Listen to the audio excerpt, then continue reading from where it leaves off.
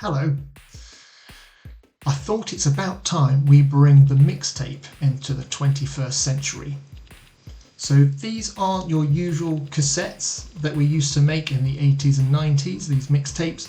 These are something a little different and a little more special. So this is a 3D printed version of a cassette, an audio cassette, but it's scannable with a phone, and with that it brings a whole world of possibilities. We are able to play particular music and playlists on the phone just by scanning one of these, and I think it opens up a whole world of interesting ideas. The first is I want to build like a community around disco music, and so people can submit tracks of rare and obscure disco tracks, and then we can build playlists that get loaded onto these and then get sent out to people, which I think is an awesome idea. Also want to start selling these as well, and yeah, that would be an interesting little side project as well. So I'm going to make a little series of these videos. So today, this video now will be all about how these actually work and how I got them working.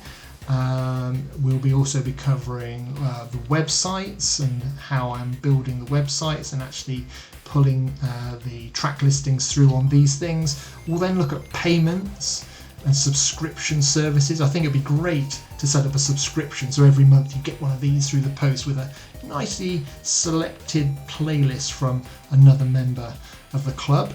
And I think I'll finish up by thinking about future ideas. How can we scale this project up? So if you're interested and looking at ways to market the things that you make and come up with and invent, then stick around for the next few videos, because I think you'll find them really interesting.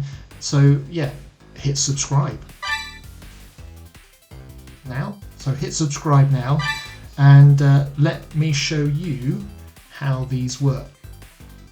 Okay, so here we have a simple 3D printed cassette tape. In there is an NFC tag, and it's this NFC tag that does all the magic. So once you scan it with the phone, it will then display an 8-track playlist.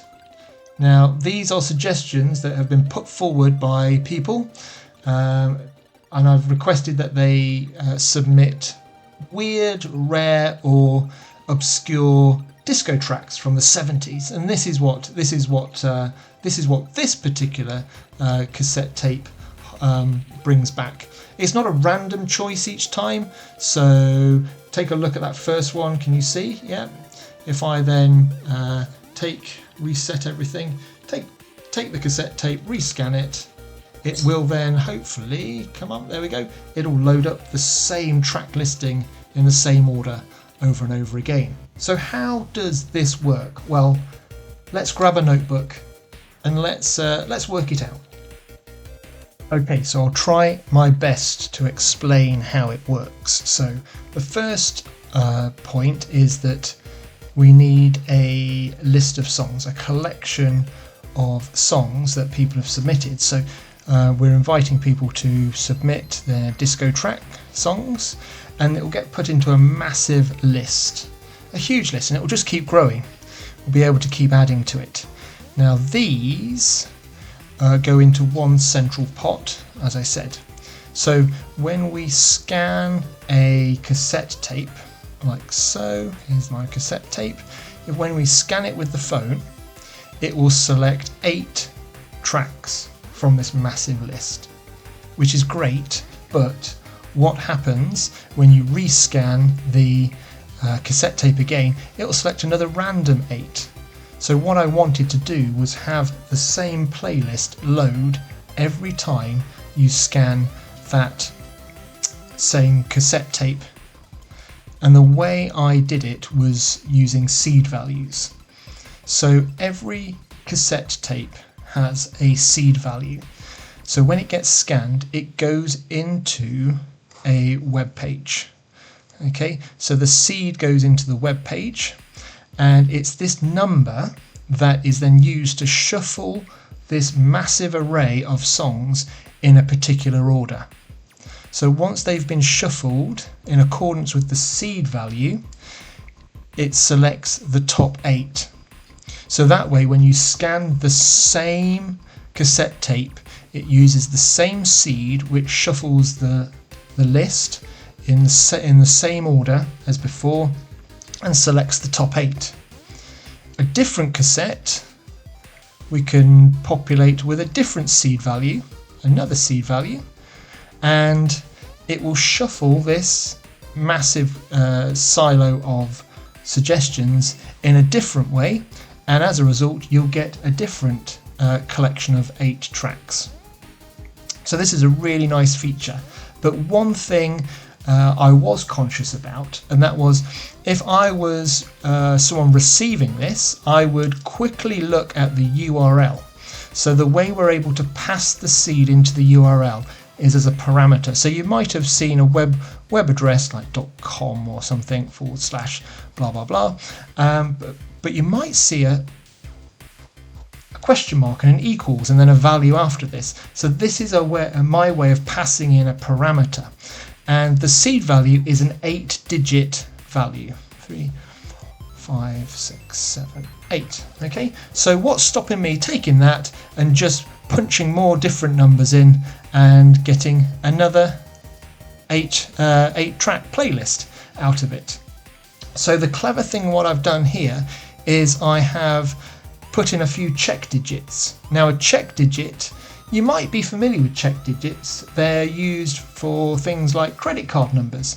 So to stop people trying their luck and putting in random numbers in the hope of getting hitting lucky with a legitimate credit card number, there are check digits in there. So you put in my case, we put the first 6 digits through an equation, and out pops two digits as a result of going through this equation. And if they match these last 2 digits on the end of the seed, then I know that it's a legitimate seed value and it's correct.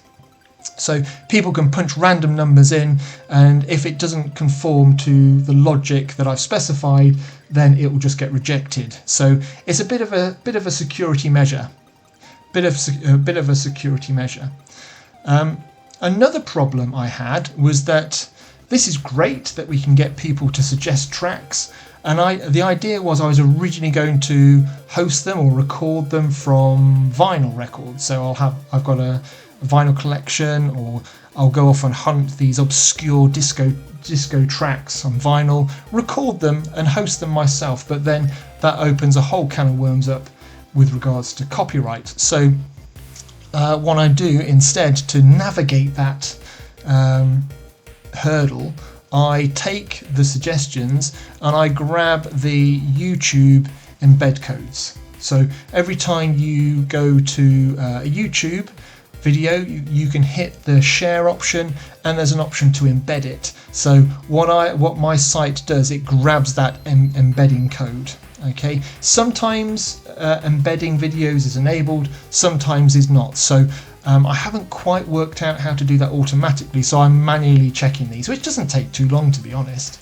But I'm manually checking them that they do allow embedding on them, and as a result, that's how the videos get embedded into my Disco Mixtape Exchange playlist.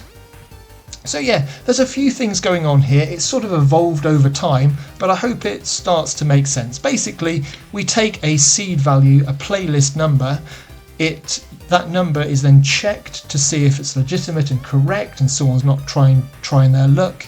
We then take that number, it shuffles the huge array, a huge list of suggestions from the community, and once it's ordered in a particular way, it takes the top 8, uses the YouTube embed codes to then display on the page that you see on the phone.